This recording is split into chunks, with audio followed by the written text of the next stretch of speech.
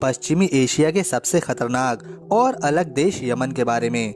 यह देश Saudi Arabia के पास स्थित है, जिसे मिडिल ईस्ट का सबसे गरीब देश माना जाता है। यमन को दुनिया के सबसे खतरनाक देशों में गिना जाता है, जिसका कारण है कि इस देश में एक की जगह दो सरकारें काम करती हैं। इसके अलावा भी यहाँ काफी खतरनाक संगठन काम करते हैं। इस देश में एक दूसरे के संघर्ष की वजह से ही लाखों लोगों की जानें जा चुकी हैं। दोस्तों, आज भी यमन में पुराने तौर तरीकों से ही शादी करी जाती है, जो सदियों से चली आ रही है। इस देश में सबसे लंबा शादी का उत्सव चलता है, जो लगातार 21 दिनों तक हो सकता है।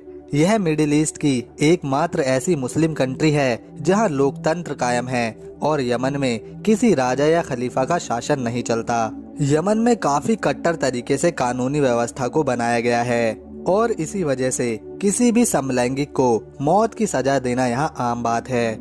इसके अलावा यमन में शराब पीना सख्त मना है। यहाँ तक कि इस देश में किसी भी महिला की फोटो तक खींचने की मनाही है। यमन में हालात ये है कि यहाँ की महिलाएं पुरुषों की आंखों में आंखें डाल के नहीं देख सकती। अगर यमन के बाहर से कोई यहाँ घूमने आता है, तब भी इस देश के कई सख्त कानून उस पर लागू होते हैं। जैसे एक दूसरे को देखने का कानून भी यहाँ पर्यटकों पर लागू होता है। इसके अलावा विदेश से आई हुई महिलाओं को भी पूरे ढके हुए कपड़े पहनना होता है। यहाँ पर छोटे या मॉडर्न कपड़े पहनने की आजादी बिल्कुल नहीं है। प्राचीन समय में यमन एक अमीर देश हुआ करता था, लेकिन किसी भी तरह के प्राकृतिक समृद्ध न होने की वजह से आज यमन मिडिल ईस्ट का सबसे गरीब देश बन चुका है।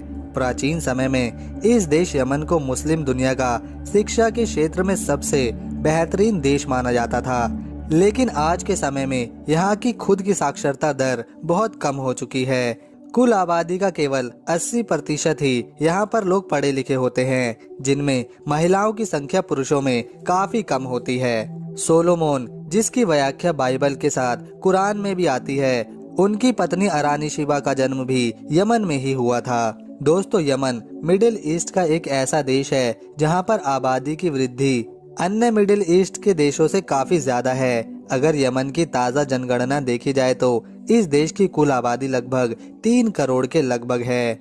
साल 1967 में यमन को ब्रिटिश से आजादी मिलने के बाद इसे 2 गुटों में बांट दिया गया, जिसमें एक साउदर्न यमन बना जिसे सऊदी अरब सहयोग करता है, तथा एक नॉर्दर्न यमन बना जिसे ईरान सहयोग करता है। असल में नॉर्दर्न यमन के ज्यादातर लोग सुन्नी समुदाय के लोग हैं और साउदर्न यमन में शिया समुदाय के लोग रहते हैं। इसी वजह से यहाँ हमेशा विवाद ही रहता है। दोस्तों, लेकिन साल 1990 के बाद दोनों गुटों को जोड़ दिया गया, पर फिर भी सऊदी अरबिया और ईरान की सहायता से युद्ध यहाँ पर चलता ही रहता है, जिसके चलते लाखों मासूम लोग हर साल अपनी जान गंवा देते हैं।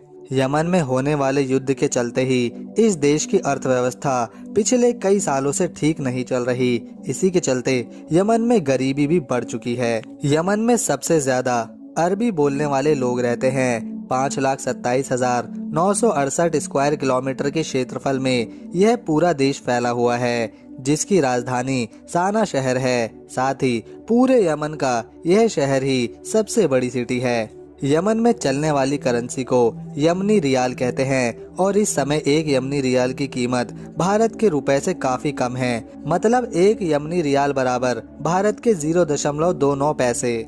यमन का official name Republic of Yemen है। इस देश का समुद्री तट लगभग 2000 किलोमीटर तक फैला हुआ है। कॉलिंग कोड +967 है। इस देश में कानूनी सख्ती बहुत होती है। नागरिक चाहे देशी हो या विदेशी, अगर गलती करी तो उसे सजा मिलना तय ही है। तो दोस्तों, ये थी यमन देश से जुड़ी बेहद ही अमेजिंग जानकारी। अगर आपको हमारी ये वीडियो पसंद आई तो हमारे इस YouTube चैनल को सब्सक्राइब कर बेल आइकन को प्रेस कर लें, ताकि भविष्य में आने वाली सभी वीडियो की सारी अपडेट आपको तुरंत मिलती रहे। मिलते हैं नेक्स्ट वीडियो में, तब तक के लिए नमस्कार। वीडियो देखने के लिए थैंक्स।